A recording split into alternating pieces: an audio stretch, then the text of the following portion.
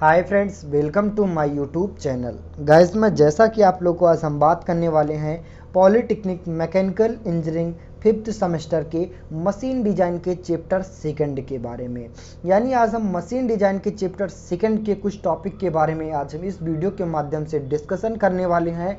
तो ये वीडियो काफ़ी हेल्पफुल होने वाली है, वीडियो लास्ट तक देखना है, तभी आप लोग को समझ में आएगा।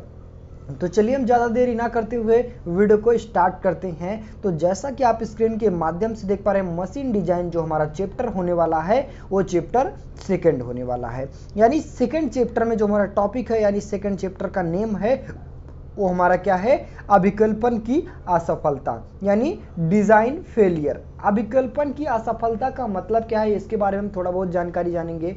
कि जैसे कि आप कोई भी पार्ट बना रहे हैं या फिर कोई मशीन बना रहे हैं या फिर कोई वर्किंग करते टाइम कोई मशीन क्या है उसके बीचों बीच में असफल हो जाए, यानी टूट जाए या फिर किसी प्रकार का विकार उत्पन्न हो जाए, तो वो टॉपिक इसके बारे में किन कारणों के वजह से वो विकार उत्पन्न हुआ या फिर वो टूटा या फिर ब्रेक हुआ, वो किन किन कारणों से ब्रेक होता है, इनसे सारे रिलेटेड टॉपिक आपको सेकंड वाले चैप्टर में पढ़ने को मिलेगा। तो वहीं पे हम देखेंगे जो सेकंड वाले चैप्टर का जो पहला टॉपिक है वो हमारा होता क्या है, यानी असफलता का सिद्धांत।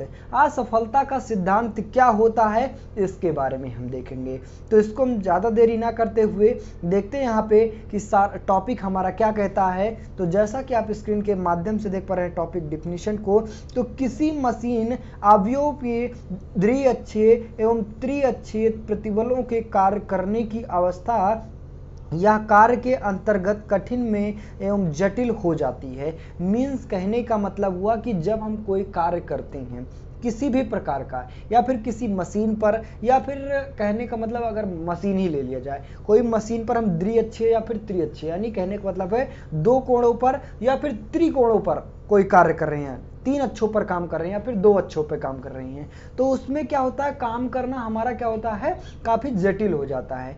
तो उसको क्या किया जाता है, यानी जब उस पर फोर्स लगाते हैं तो उसमें अत्यंत कठिन की वजह से हमारा क्या होता है, काम सही रूप से नहीं हो पाता है। तो आगे बात की जाए, अतः ऐसी अवस्था में असफलता होने की दशा को ज्ञात करने के लिए विभिन्न सिद्धांतों का प्रयोग किया जाता है। मीन्स बात किया जाए कि जो असफलता का सिद्धांत हमारा क्या कहता है कि जब हम किसी मशीन पर वर्कआउट कर रहे हैं, तो जैसे कि आप लोग को सपोज दैट मान लीजिएगा दो बीम ले लिया जाए, मतलब कोई एक मशीन का पार्ट यहाँ पे है, कोई दूसरा मशीन का पार्ट यहाँ पे है, इसको ट्रांसमिशन करने के लिए हमें एक सॉफ्ट की आवश्यकता है, यानी सॉफ्ट दे दिया गया है। तो जब हमारा ये पावर जनरेट करेगा, तो पावर जनरेट किसके द्वारा इसको दिया जाएगा, एक ट्रांसमिशन के द्वारा दिया जा रहा है। किसके द्वारा दिया जा रहा है गाइस, ट्रांसमिशन के द्वारा दिया जा रहा है। तो अब उस ट्रांसमिशन में क्या होता है, कुछ ना कुछ असफलताएं भी उत्पन्न हो सकती हैं। वाइड में क्या है, ये ज़्यादा पावर जनरेट कर दिया जाए, और ज़्यादा पावर जनरेट होने की वजह से जो यहाँ पे सेकंड वाला अक्ष है, यानी जो दूसरा अक्ष है, वो कुछ ना कुछ क्या हो जाए, विकार उत्पन्न हो जाए, मतलब वो घर्षण करने लगे, और घर्षण करने की वजह से क्या होता है, ये सॉफ्ट हमारा घुंडी प्रॉपर तरीके से ना हो पाए और वो बीच से ही ब्रेक हो जाए। ये हो गया हमारा। और दूसरा बात किया जाए कि इस पे कोई फोर्स लगा दिया जाए, क्या लगा दिया जाए, फोर्स लगा दिया जाए, या फिर इन दोनों के बीच में गैप हो जाए, या फिर इन दोनों के बीच में ज़्यादा तनाव उत्पन्न हो जाए, तो ऐसी अवस्थाओं को ही हम क्या कहते हैं, असफलता का सिद्धांत कहलाता है। इनको चेक करने के लिए, इनको वेरीफाई करने के लिए हम निम्नलिखित सिद्धांत का पालन करें, यानी कहने का मतलब है कि मुख्य रूप से 5 प्रकार का जो असफलता का सिद्धांत दिया गया। तो चलिए हम देखते हैं उस 5 असफलता के सिद्धांत कौन कौन से होते हैं इसके बारे में देखेंगे। तो जैसा कि आप स्क्रीन के माध्यम से देख पा रहे हैं, जो पहला हमारा टॉपिक है अधिकतम मुख्य प्रतिबल सिद्धांत, या फिर हम इसे वैज्ञानिक के नाम से क्या किया गया, रैंकिंग सिद्धांत के नाम से जानते हैं। आपको एग्जाम में कंफ्यूज करने के लिए क्वेश्चन में आ सकता है अधिकतम मुख्य प्रतिबल सिद्धांत क्या होता है, या फिर दूसरे टाइप का क्वेश्चन बनता है कि रैंकिंग सिद्धांत क्या होता है, इसके बारे में आपको वर्णन करना है। चलिए नेक्स्ट यानी दूसरा टॉपिक की बात की जाए, यानी जो दूसरा हमारा पॉइंट है, दूसरा हमारा क्या है, अधिकतम कर्तन प्रतिबल सिद्धांत या फिर टरस्का या अथवा गेस्ट सिद्धांत। यहाँ पे बात किया जाए, जो पहले वाले टॉपिक में बात किया जाए मुख्य प्रतिबल, प्रतिबल का मतलब कोई पिंड पर फोर्स लगाया जा रहा है, किस तरह से, अब या फिर ऊपर से फोर्स लगाया जा रहा है या फिर नीचे से फोर्स लगाया जा रहा है, वो किसी भी प्रकार का हो सकता है। तो प्रतिबल के कारण अगर किसी कारखंड में कोई भी पार्ट में असफलता हो रही है तो हमारा किसके अंतर्गत आता है, ये रैकिंग सिद्धांत के अंतर्गत। और वहीं पे बात की जाए कर्तन प्रतिबल सिद्धांत, यानी कोई पार्ट घिसकर खराब हो, क्या खराब हो, यानी घर्षण की वजह से अगर खराब हो तो हमारा टरस्का या गेस्ट सिद्धांत के अंतर्गत आता है। ये सारे टॉपिक आपको डे बाय डे, यानी कहने का मतलब है एक एक टॉपिक पूर्ण रूप से एक डेरिवेशन के बेसिस पे आपको सारा टॉपिक समझाया जाएगा। नेक्स्ट यानी तीसरा रूल की बात की जाए, अधिकतम विकृति ऊर्जा सिद्धांत के अंतर्गत, यानी जो विकृति ऊर्जा, विकृति में क्या होता है, कोई भी पार्ट खींच गया और खींचना कितना खींचा है उनके कारण भी हो सकता है वो पार्ट शाफ्ट हमारा कमजोर हो जाए, तो वो भी वहां पे भी हमारा ब्रेक हो सकता है, उनके कारण भी असफलताएं हो सकती हैं। यानी विकृति सिद्धांत को हम और किस नाम से जानते हैं, तो हेंज सिद्धांत के नाम से जानते हैं। नेक्स्ट यानी चौथे बात किया जाए, अधिकतम मुख्य विकृति सिद्धांत के अंतर्गत, ये भी हमारा, इसको और हम किसके नाम से जानते हैं, तो सेंट वीटेन सिद्धांत के नाम से। नेक्स्ट टॉपिक की बात किया जाए, लास्ट आपका पांचवा सिद्धांत आता है अधिकतम कर्तन विकृति ऊर्जा या विरूपण ऊर्जा सिद्धांत, जिसे हम बोलते हैं हेके या वॉन माइलेस सिद्धांत के नाम से जानते हैं। तो चलिए हम यहाँ पे पांचों सिद्धांत के बारे में, तो आज हम सारे टॉपिक के बारे में नहीं क्लियर करेंगे, बल्कि आपको एक टॉपिक के बारे में क्लियर करते हैं। तो जो पहला हमारा टॉपिक आता है अधिकतम मुख्य प्रतिबल सिद्धांत या फिर रैकिंग सिद्धांत के बारे में हम जानेंगे। तो चलिए, जैसा कि आप स्क्रीन के माध्यम से देख पा रहे हैं, जो हमारा टॉपिक होने वाला है अधिकतम मुख्य प्रतिबल सिद्धांत या फिर रैकिंग सिद्धांत के बारे में जानेंगे, यानी मैक्सिमम प्रिंसिपल स्ट्रेस थ्योरी के बारे में। तो यहाँ पे देखेंगे उसको डिफिनीशन के माध्यम से। तो डिफिनीशन हमारा क्या कहता है कि द्विअक्षीय, यानी कोई भी मशीन पर वर्कआउट किया जाएगा तो वो उसमें दो अक्ष होते हैं, दो अक्ष या फिर तीन अक्ष।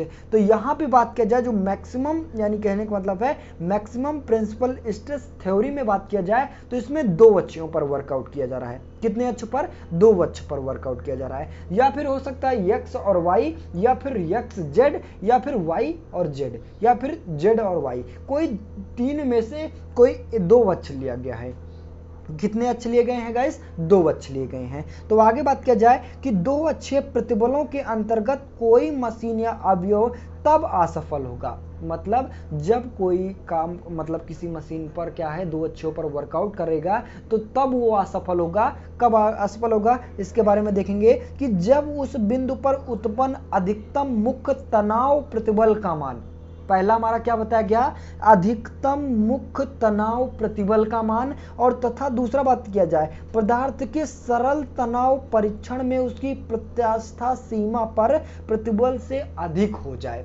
किससे अधिक हो जाए, यहाँ पे बात किया जाए कि अधिकतम मुख्य तनाव प्रतिबल, और उसके बाद बात किया जाए कि जो तनाव प्रत्यास्था सीमा हो जाए, प्रत्यास्था सीमा से क्या किया जाए, अधिक हो जाए, तब उसमें ऐसे कंडीशन आती है मुख्य प्रतिबल के सिद्धांत के कारण हमारा जो सॉफ्ट है या फिर कोई पार्ट है वो टूटने की अवस्था में आ जाता है। तो जैसा कि आप लोग को यहाँ पे फिगर के माध्यम से दिखाने की कोशिश करूंगा, ये आपका स्ट्रेस दिखाया गया है, ये आपका स्ट्रेन दिखाया गया है। यहाँ पे दो अक्षों पर वर्कआउट किया जा रहा है, जैसे कि आप लोग को आप देख पा रहे हैं। स्टार्टिंग में हमारे कारखंड यानी कोई मेटल ले लिया गया, मेटल पर हम क्या कर रहे हैं, वेरीफाई कर रहे हैं, यानी कितने लोड सहने के बावजूद वो हमारा टूटने की अवस्था में आ सकता है। तो यहाँ पे आप देख पा रहे हैं, ये तो हमारा क्या है, जो ए वाला पॉइंट है वो हमारा क्या है, प्रोफेशनल लिमिट, यानी इसके अंतर्गत, अगर इसके अंतर्गत लेके जाते हैं तो मेटल जो हमारा टूटने की अवस्था में आ सकती है, यानी उसका एक भी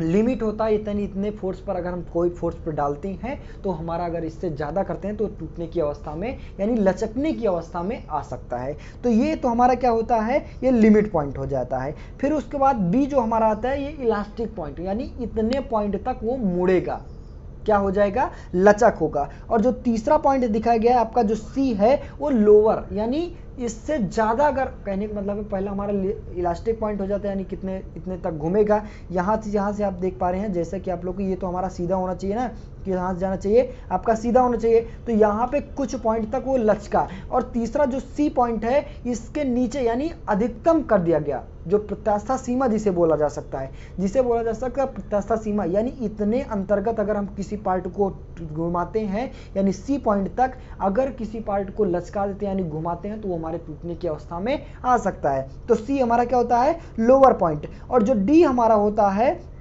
ये हो जाता है आपका स्ट्रेस पॉइंट, और ई हमारा हो जाता है ब्रेकिंग कैप्टन पॉइंट, यानी इतने अवस्था पे हमारा जाते जाते वो हमारा टूटने की अवस्था में आ जाएगा। तो पहला पॉइंट हमारा ये हो गया और दूसरा पॉइंट ये हो गया। तो यहाँ पे वही बात किया गया कि जो अधिकतम मुख्य तनाव प्रतिबल का मान किससे ज्यादा हो जाए, प्रत्यास्था सीमा पर अधिकतम प्रतिबल के बराबर, मतलब उससे ज्यादा हो जाए तो हमारे टूटने की कंडीशन में आ सकता है। तो वहीं पे बताया गया कि जो अधिकतम, इसी प्रकार हम फार्मूला के बेसिस पे हम देख सकते हैं कि अधिकतम मुख्य प्रतिबल का मान यानी सिग्मा 1 और बड़ा है किससे बड़ा है, प्रत्यास्था सीमा के प्रतिबल से। किससे बड़ा है, प्रत्यास्था सीमा के प्रतिबल से बड़ा है। तो आप देख पा रहे हैं जैसा कि आप लोग को बड़ा की चिन्ह लगाया गया और प्रत्यास्था सीमा सिग्मा EL से डिनोट किया गया है आपको यहाँ पे। और जो इसका मेन फार्मूला बनेगा सिग्मा 1 बराबर सिग्मा x प्लस वाई, पहला स्टार्टिंग पॉइंट हमारा वो x लिया गया है और जो एंडिंग यानी जो टूटने की अवस्था हो जाई है वो y ले लिया गया है, ठीक। अपान यानी दोनों को क्या किया जाएगा, इतने लिमिट तक हमारा टूटने की अवस्था में आ जाएगा तो दोनों को भाग कर दिया गया और हाफ में क्या कर दिया गया, इन दोनों का स्क्वायर कर लिया गया। तो जो मेन फार्मूला हमारा बनता है यानी कहने का मतलब है कि जो प्रत्यास्था सीमा अगर हमें ज्ञात करना होता है यानी जो सिग्मा का मान अगर हमें ज्ञात करना होता है यहाँ पे, तो जैसे कि आप लोग को जो इसका मेन फार्मूला बताया गया तो मेन फार्मूला हमारा ये बन जाएगा। इसी बेसिस पे आपका न्यूमेरिकल भी कई सारे क्वेश्चन पूछे जाते हैं। तो चलिए हम देखते हैं यहाँ पे जो हमारा x और y हमारा बात किया गया जो लंब प्रतिबल, जैसा कि आप लोग को मैंने बताया। नेक्स्ट यहाँ पे टाउ जो हमारा होता है वो कर्तन प्रतिबल यानी घर्षण के कारण, जैसे कि आप लोग को आपस में घिस रहे हैं। नेक्स्ट डेल्टा सिग्मा EL हमारा क्या है, प्रत्यास्था सीमा का प्रतिबल, इसका मान क्या हो गया है, जो मुख्य प्रतिबल है लग रहा है वो उसका मान प्रत्यास्था सीमा से अधिक हो गया है, इसकी वजह से हमारा जो कारखंड है यानी जो मशीन का पार्ट है वो टूटने की अवस्था में यानी टूट गया। तो ये बात किया जाए कि जो हमारा रैंकिंग सिद्धांत है यानी जो पहला हमारा टॉपिक यानी कहने का मतलब है जो रैंकिंग सिद्धांत है ये किसके बेसिस पे काम करता है, तो ये भंगुर पदार्थों पर काम करता है। किसके द्वारा, किसके सिद्धांत पर काम करता है, तो ये भंगुर सिद्धांतों पर कार्य करता है। आई होप गाइस यहाँ पे आप लोग को मशीन डिजाइन के चैप्टर सेकंड में आपको जितने भी टॉपिक बताए गए आई होप कि आप लोग को सारा टॉपिक क्लियर हो गया होगा। तो बस गाइस आज के लिए इतना ही। वीडियो अच्छी लगी हो तो चैनल पे नए हो चैनल को सब्सक्राइब कीजिए, ज़्यादा से ज़्यादा शेयर करने की कोशिश कीजिए। मिलते हैं नेक्स्ट वीडियो में, तब तक के लिए जय हिंद।